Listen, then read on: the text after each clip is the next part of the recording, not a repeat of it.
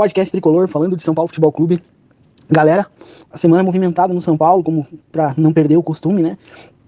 Muita boataria, muito disque-disque de situações, né? E o que mais foi falado depois da derrota do São Paulo pro Botafogo no Morumbi foi sobre uma possível demissão do Rogério Ceni ou a questão do planejamento, porque o Rogério, mais uma vez, aproveitou a situação da entrevista coletiva para deixar coisas no ar, né? E colocou ali que a princípio deu a entender que não tem um planejamento iniciado para 2023 e depois falou que não tá tudo largado, deixou as coisas no ar. O Rogério, na verdade, depois principalmente depois da derrota pro Del Valle, o Rogério tá meio confuso nas palavras e na forma de agir dele, porque ele já tinha falado na coletiva anterior, né? Se não me engano, no pós-jogo lá contra o Corinthians, ou não lembro contra quem que foi, que ele colocou praticamente dando a entender que a permanência dele para 2023 no São Paulo passaria por participar da Libertadores, por conseguir a classificação para a Libertadores, que naquele momento, né, o São Paulo ainda não tinha jogado a final contra o Del Valle, a expectativa era classificar como campeão da Sul-Americana, que não aconteceu. E o Rogério acabou, de certa forma, colocando uma pilha, né, porque o São Paulo tem que conquistar o título, que a gente precisa do título, né, e acabou resultando que também influenciou, de certa forma, de maneira ruim, na atuação da equipe, que jogou muito mal, né, e independente da questão dos jogadores terem feito corpo mole ou não, por questão de bicho, eu particularmente acredito que o que pesou mais realmente ali na final contra o Del Valle foi a inexperiência dos atletas, a maioria deles não disputa muitas finais, e o Rogério também se equivocou não escalando o Rafinha para aquele jogo, né, que o Rafinha tinha jogado contra o Avaí, e também a questão do Miranda, que é uma questão de opção. Eu entendo melhor as escolhas do Rogério, as justificativas dele, porque pensando em questões táticas, realmente muda a estrutura de jogo, né, com o Miranda na zaga, ou, diferente de quando tá, por exemplo, três zagueiros com o Léo e o Diego Costa, né, ou quando tá apenas dois zagueiros, né. O Miranda tem mais dificuldade, o Miranda joga melhor quando tá com três zagueiros, mas enfim, houve um equívoco do Rogério na escalação, e eu já ressaltei várias vezes também que, na minha opinião, o erro maior do Rogério foi ter mudado o planejamento, né, e deixado o Campeonato Brasileiro, de certa forma, em segundo plano, quando ele escalava times alternativos em alguns jogos do Campeonato Brasileiro por causa de desgaste de jogadores que vinham jogando as Copas, né, que vinham jogando da Copa do Brasil e a própria Copa Sul-Americana, que foi muito desgastante para o São Paulo, né. O São Paulo fez um esforço muito grande nesses jogos para não chegar a lugar nenhum, tanto na Sul-Americana quanto na Copa do Brasil. Então, como o próprio Rogério falava, as Copas foram totalmente ilusórias para o São Paulo, e o resultado está aí. Hoje o São Paulo, se existe alguma possibilidade de jogar uma pré-Libertadores, né, que já é um risco grande, porque é um jogo de mata-mata, sob pressão. Normalmente o São Paulo vai pegar uma equipe inferior que não tem nada a perder também, né? Muito parecido com certa forma, a final contra o Del Valle, que para eles, né, ganhar do São Paulo foi uma grande vitória, mas eles jogaram, né, para ver o que dava, né? Então, jogaram muito mais tranquilos dentro de campo, muito mais leves dentro de campo, né? E o São Paulo sempre carrega uma pressão. Então eu vejo que jogar uma pré-Libertadores pro São Paulo não é grande negócio, né? Se bem que se o São Paulo depois acaba conseguindo classificar, vai pegando moral, né? Vai pra fase de grupos com mais moral, já com alguns jogos dentro da competição. E a gente já viu acontecer isso também com equipes que participaram da pré-Libertadores e foram evoluindo e chegaram até. Só que a Libertadores a gente sabe, né? Principalmente nesses últimos anos, o predomínio é das equipes brasileiras, né? E também os adversários mais fortes que se tinha na Libertadores eram os argentinos, mas eles estão em crise financeira por conta de questões financeiras do país e não tem muito poder de investimento. Tanto o River quanto o Boca Juniors estão passando por desmanche das suas equipes, então não vão ter equipes competitivas nos torneios internacionais. Então a predominância do futebol brasileiro deve se acentuar ainda mais. E quem monopoliza o futebol brasileiro hoje quem polariza o futebol brasileiro hoje é Flamengo e Palmeiras, né? Então, né, o Palmeiras nesse ano não conseguiu chegar nem na final da Copa do Brasil e nem na final da Libertadores, mas o Palmeiras vai ser campeão brasileiro. Então, e o Flamengo provavelmente ganha ou um ou dois títulos, né? Ou Copa do Brasil e Libertadores, ou um dos dois, né? Um dos dois acredito que o Flamengo ganhe. Então, o São Paulo tá num nível abaixo dessas equipes e precisa passar por um momento de reciclagem, um momento de renovação. Só que a gente não tem muita esperança pelo que a gente está vendo em relação à diretoria. Eu comentei ali que teve vários boatos. A primeira questão é essa questão do Rogério Ceni. O Rogério Ceni, ele tem contrato com o São Paulo renovado antes da final das oitavas finais da Copa do Brasil contra o Palmeiras, que o Rogério assinou o contrato até final de 2023. Então ele tem ainda um ano para cumprir, um ano todo em 2023 para cumprir, né? E ele assinou o contrato de um ano e meio em julho.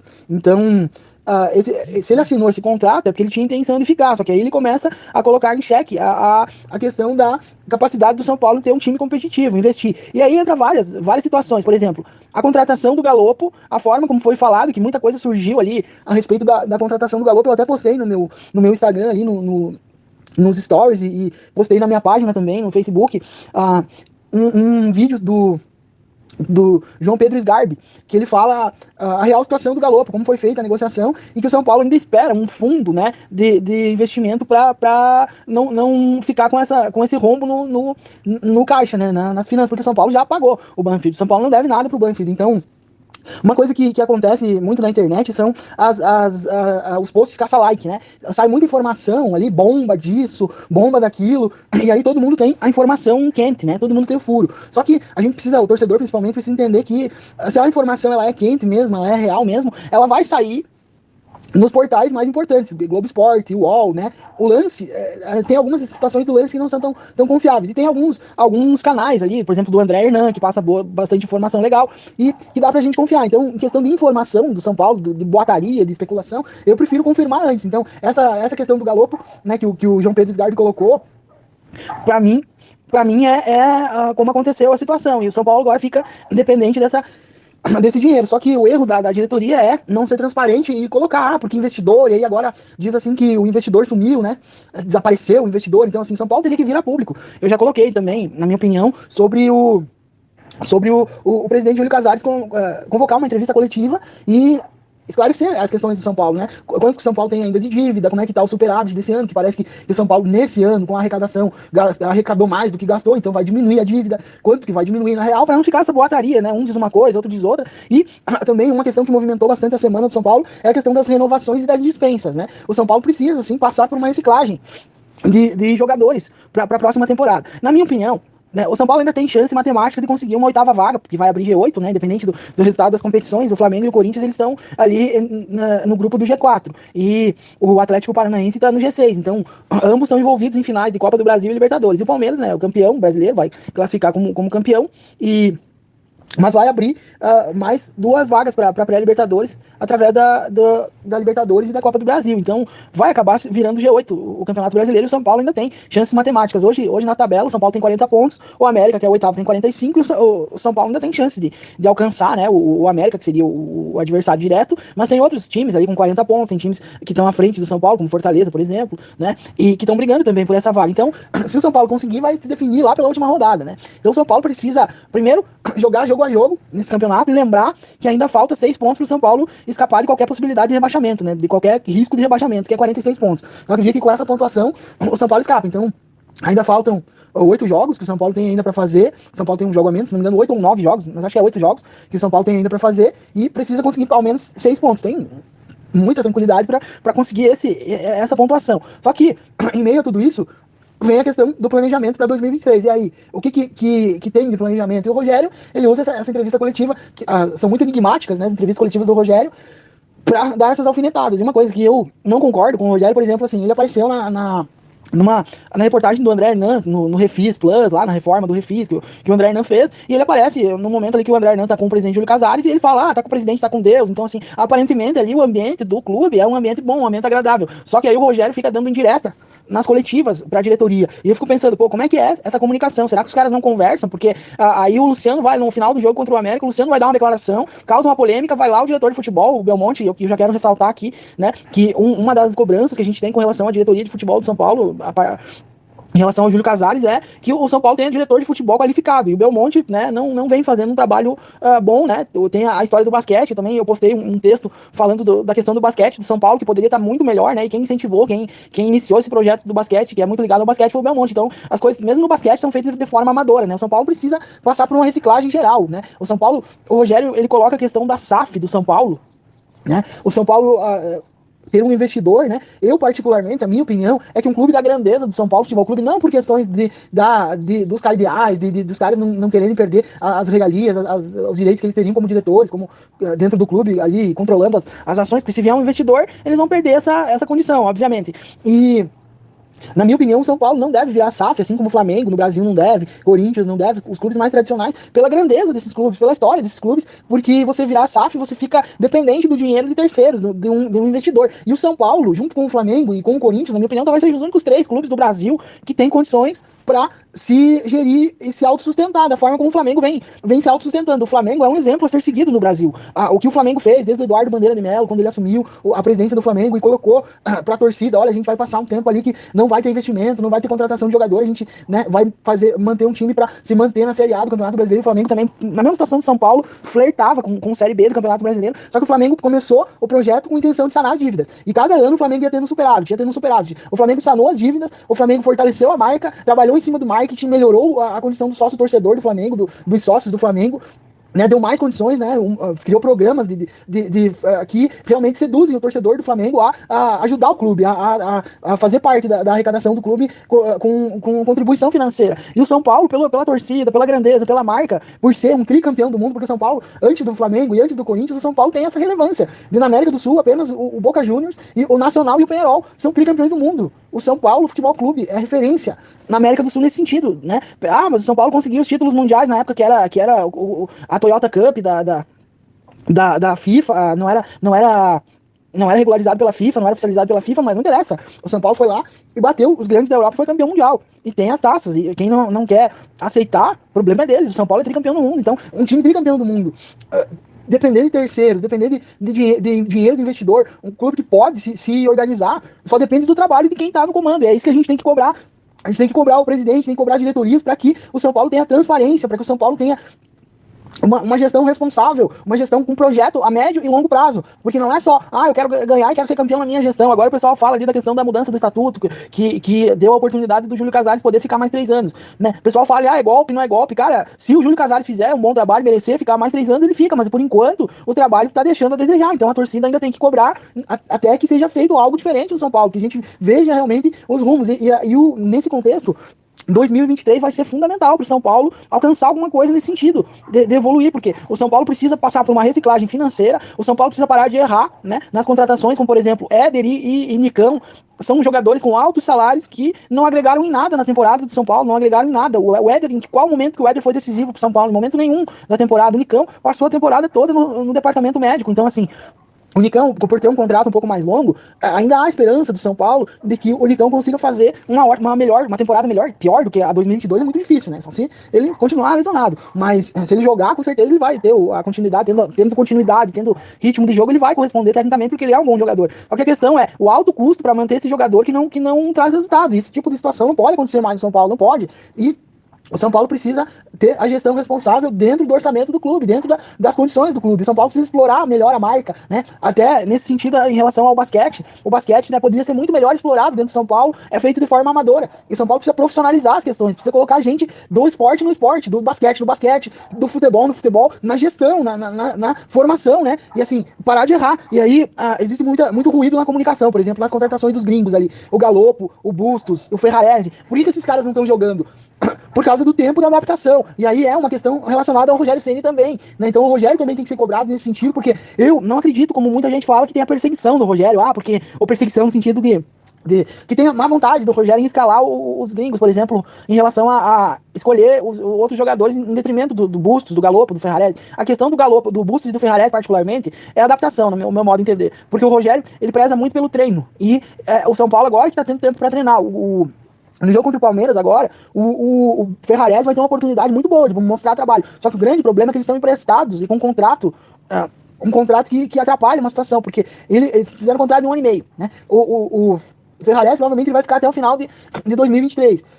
O Ferrarese está sendo preparado para, em 2023, ser utilizado como titular do São Paulo, né? Junto com o Arboleda, quem sabe voltando, o São Paulo tem mais opções, quem sabe acontecer alguma venda, o Diego, o Léo já está de saída, né? Então, foi pensado nesse sentido, as contratações. O Bustos também, era sabido que o Éder ia sair, era né, premeditado que o Éder não ficaria para o restante da temporada. O Bustos foi contratado, então o São Paulo ainda precisa de outros jogadores, outras características, mas tem que ser cirúrgica e pontual e responsável dentro do orçamento. São Paulo não pode ir lá e gastar dinheiro em contratação.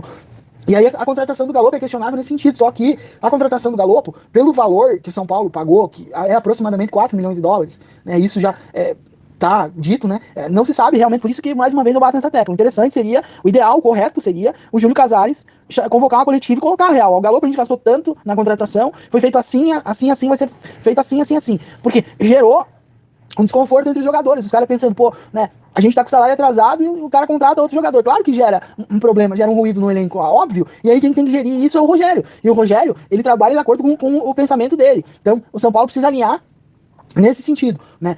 O tempo de adaptação dos jogadores gringos, né, não existe perseguição ou má vontade do Rogério pra torcida.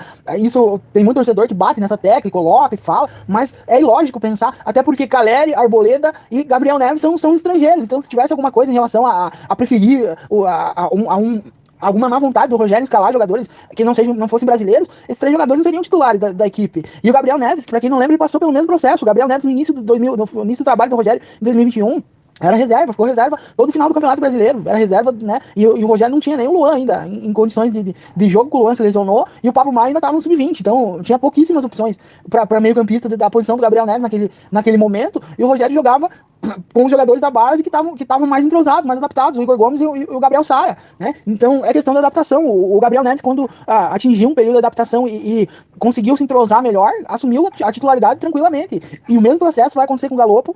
Da mesma forma, o Galopo está sendo preparado para uma possível saída do Rodrigo Nestor, ocupar o lugar que provavelmente vai ser deixado pelo Igor Gomes, que não vai renovar o contrato, né? Então o Galopo, naturalmente, ele vai ser titular do São Paulo. Ele é um ativo do São Paulo e é um jogador que tem muito potencial, só que a torcida precisa entender essas questões. E a diretoria também se posicionar nesse sentido, de esclarecer as coisas, né? Em relação ao Ferrarese e o Bustos, a questão deles é um empréstimo. Quando eles estiverem evoluídos no time, que estiver bem entrosado, vai acabar o contrato deles. Só que eu acredito, né, eu tenho que confirmar essa questão, mas eu acredito que ambos ficam até o final de 2023, né, para que o Rogério possa, ou quem for o treinador, possa utilizar eles durante toda a temporada. E agora o ponto-chave é o Rogério. O Rogério, foi feita uma reunião com a diretoria e os caras colocaram pro Rogério, olha, né, tem que se posicionar, você vai permanecer, você vai pensar, você vai decidir se vai ficar. E o Rogério confirmou a permanência para a continuidade do projeto, que é o mais óbvio, né? Porque o Rogério já tem um conhecimento do elenco, os jogadores que chegarem vão chegar com o aval dele, né? Para passar por um processo de adaptação também, como os outros, mas para ter como opções. O São Paulo precisa dessa reciclagem. O que o São Paulo precisa decidir agora, urgentemente, é quem fica e quem sai. Na minha opinião, jogadores como Rafinha, Reinaldo, Miranda só ficariam no São Paulo se fossem titulares absolutos. Eles não são titulares absolutos. O Rafinha pode ter ainda uma função diferenciada. Se o São Paulo conseguir conciliar um salário menor, quem sabe, se ele aceitasse uma renovação de contrato, né? Mas o Reinaldo, pra mim, o Wellington tem condições de ser titular, precisa melhorar, precisa evoluir, mas o São Paulo precisaria ir ao mercado para contratar um lateral esquerdo também, né? E na lateral direita tem outros jogadores, tem o Moreira, tem o Natan, que tá emprestado no Curitiba, que é da base, pode jogar, então tem outras opções, né?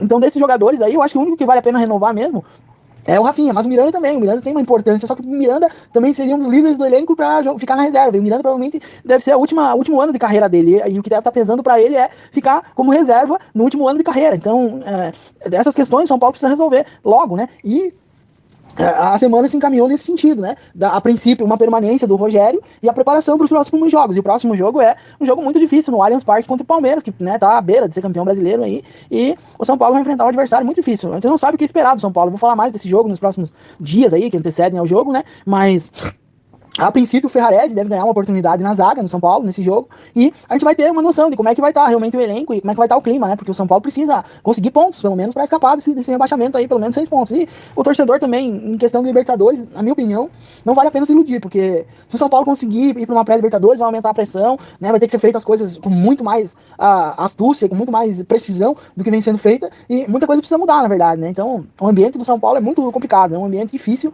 e a gente não sabe o que esperar. A princípio, a permanência do Rogério Ceni. Gostem ou não gostem, os críticos, a princípio a permanência, mas o Rogério precisa também rever alguns conceitos dele, né? Como algumas teimosias em relação a algumas escalações, que a torcida tem razão, né? E o processo de adaptação dos atletas também, né? Tem sido muito demorado. O Rogério pode fazer com que esse processo seja mais rápido, né? E também parar com essa questão de ficar querendo iludir o torcedor, que São Paulo tem que ter um time competitivo. São Paulo precisa sanar as dívidas, São Paulo precisa passar pelo período de saneamento de dívidas que o Flamengo passou, e precisa criar um projeto, elaborar um projeto para fortalecer a marca, porque não adianta nada o São Paulo querer ir atrás de jogador estando com salário atrasado com os jogadores do elenco. A primeira coisa que precisa ser feita é pagar as dívidas com o elenco para que não haja brecha para desculpa. Porque, né, a gente tá passando por dificuldade, como o Luciano falou. Isso é um absurdo um negócio desse. Então, primeira coisa é pagar o que tem que ser pago para os atletas, que foi prometido, foi combinado. Então a diretoria tem que dar o jeito de conseguir isso. Só que pagar uma dívida gerando outra dívida não vale a pena. Então o São Paulo precisa encontrar mecanismos para conseguir isso. Aí depois que tiver tudo em dia com os atletas, aí o São Paulo vai olhar